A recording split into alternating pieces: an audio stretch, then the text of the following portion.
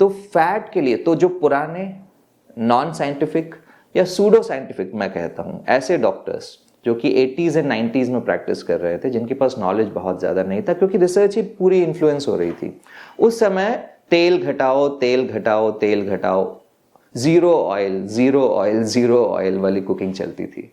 So zero oil is stupid. मैं पहले भी बोल चुका हूं, मैं फिर से बोल रहा हूं, सिंपली बिकॉज जब आप तेल घटा रहे हो तो उसकी जगह बढ़ा क्या रहे हो। नाउ प्रॉब्लम इज, जब डायबिटीज शुरुआत हुई तो उसका डिटेक्शन का तरीका गलत था। तरीका ये था कि जब तक पेशाब में शुगर नहीं आए, ग्लूकोज नहीं मिले या फिर खून में हाई ग्लूकोज नहीं मिले, तब तक आप उसको डायबिटीज नहीं कहते थे, नहीं कहते हो, अभी भी यही हाल है।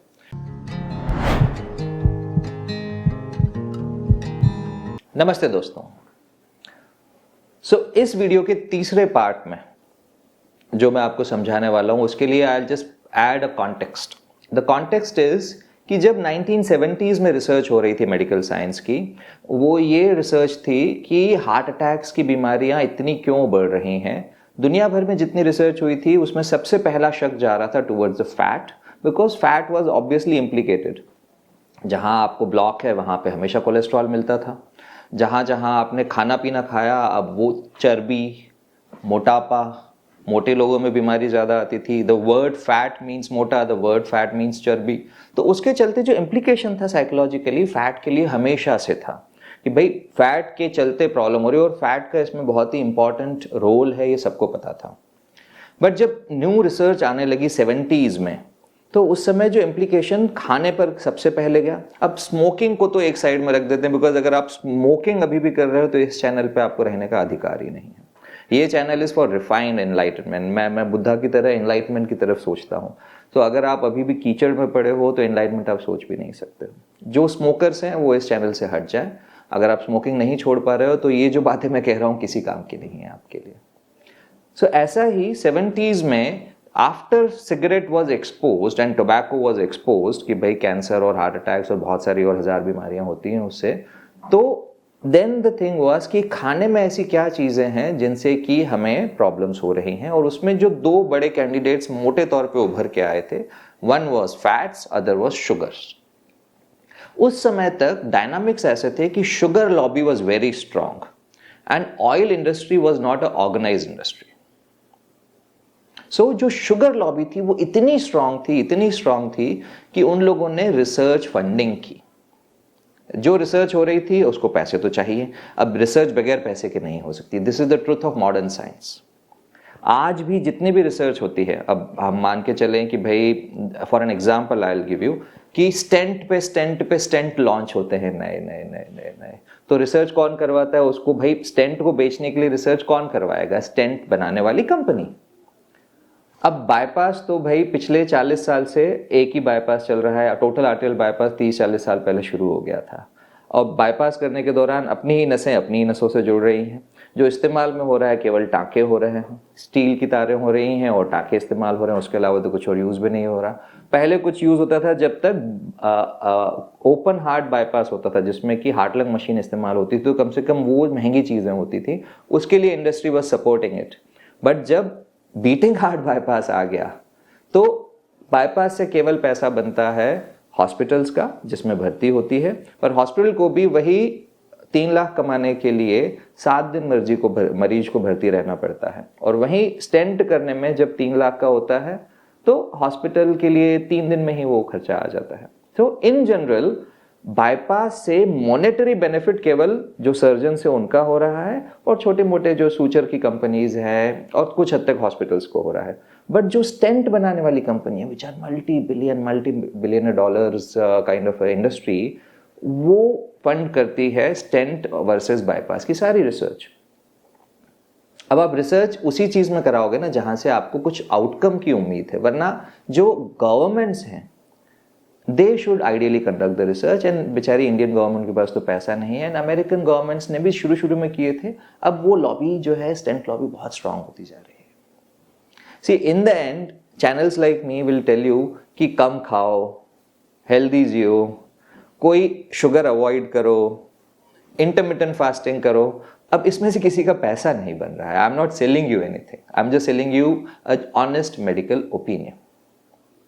एंड ये ओपिनियन आप ले सकते हैं हमारे क्लिनिक में जो हमने नया खोला है on golf course road. So golf course road पे हमारा जो एक क्लिनिक है that is on DLF phase 1 metro station. इसके अलावा जो हमारा क्लिनिक है पहले से ही वो निर्वाणा कंट्री में है। So cardiac second opinion is a site जहां पे हम अनबायस्ड सेकंड ओपिनियन देते हैं for any medical procedure.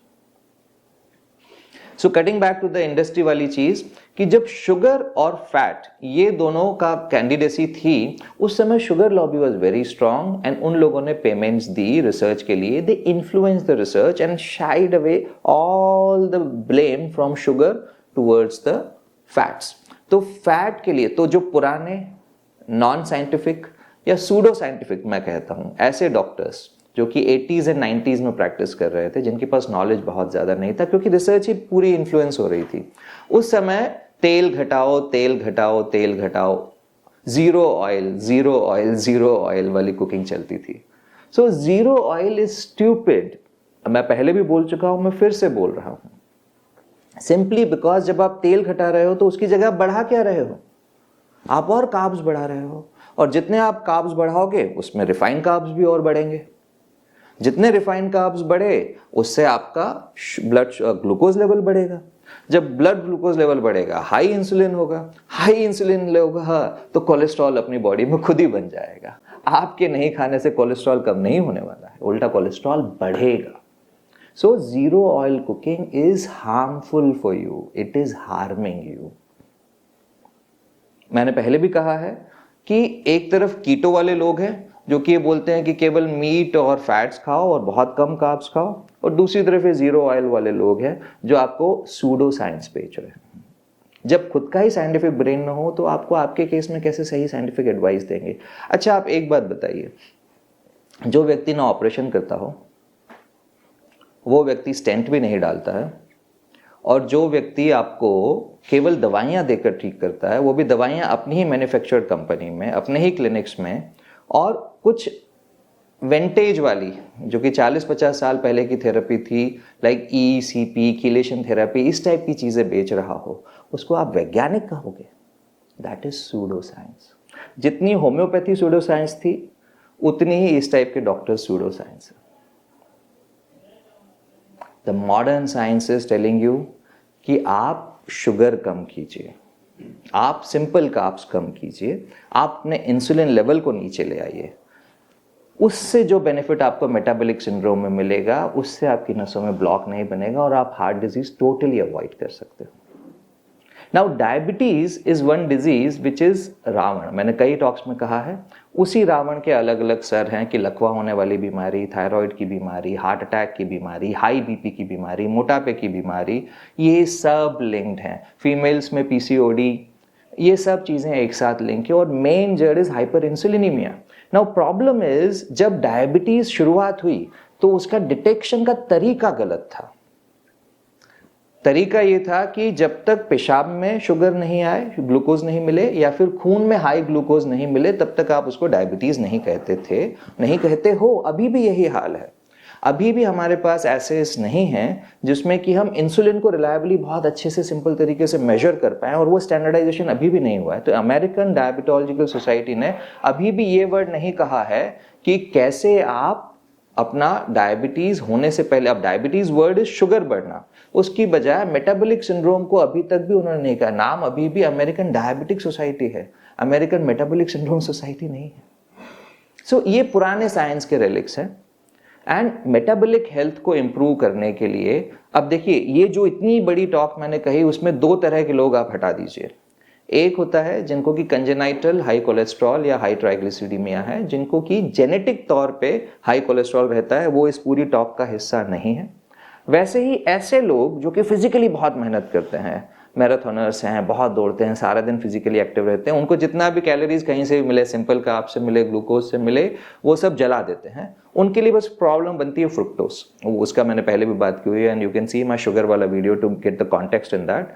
But जो 90-95% लोगों को ये हार्ट की बीमारी हो रही है, लकवे की बीमारी हो रही है, हाई बीपी की बीमारी हो रही है, उनको मेटाबॉलिक सिंड्रोम के लिए हो रही है.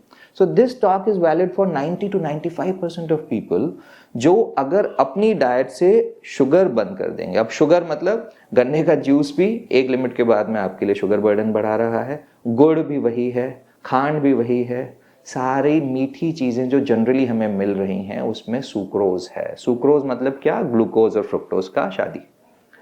ग्लूकोज हमारी बॉडी हैंडल इस तरीके से करती है इंसुलिन बढ़ा के, और फ्रुक्टोज को हमारी बॉडी हैंडल करती है उसमें से कोलेस्ट्रॉल बना के और यूरिक एसिड बना के. जो यूरिक एसिड है वही गठिया और बाकी इन्फ्लेमेशन का मार्कर है. सो अगले वीडियोस में मैं बात करूंगा इन्फ्लेमेशन के लिए कि भाई इन्फ्लेमेशन को कैसे अवॉइड करो, आपको पता होना चाहिए. अब एक कंपोनेंट है ये पूरा कोलेस्ट्रॉल का level, metabolic syndrome, high insulin. दूसरा कंपोनेंट इसी बीमारी का है inflammation. So if you are interested in the topic of inflammation, gives me a thumbs up. ये वीडियोस लाइक एंड शेयर कीजिए ताकि मुझे एनकरेजमेंट मिले इन्फ्लेमेशन के लिए और पढ़ाई करने की. मुझे उसके लिए भी बहुत पढ़ना पड़ेगा. I am sorry. See I am a busy surgeon. Surgery के दौरान ये सब चीज़ें मैं नहीं सोचता, उस समय मेरा फोकस केवल पेशेंट रहता है. मैं हफ्ते में 5 ऑपरेशंस करता ही करता हूँ, कभी कभी 6 भी करता हूँ. उसके अलावा जो टाइम बचता है उसके लिए मैं आपके लिए स्टडी करता हूँ. So if you appreciate my effort, like and share this video and subscribe to my channel. Thank you very much.